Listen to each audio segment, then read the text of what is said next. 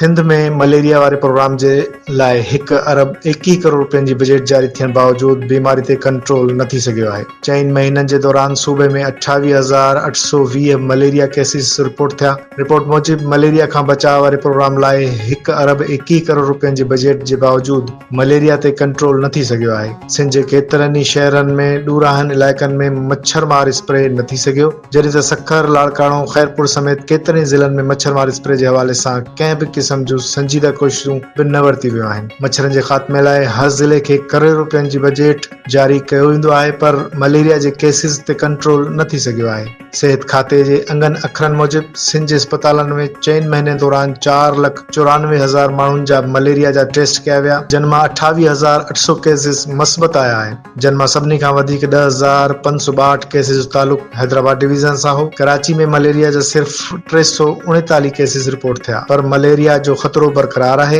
हिकु रिपोर्ट मूजिब anti malaria spray में मौसर chemical जे बजाए गैसोलीन जो धुओं इस्तेमालु कयो पियो वञे। आलमी सिहत वारे इदारे तरफ़ां ॾिनल हिदायतुनि जे उबतड़ DDT ऐं ॿियो केमिकल्स इस्तेमालु न पियो कयो वञे। शहरीनि मुतालबो कयो आहे त मलेरिया जी रोकथाम लाइ बाक़ाइदगी सां मौसर स्प्रे मुहिम हलाई वञे, जीअं शहरीनि खे मलेरिया जा केसिस खां बचाए सघिजे।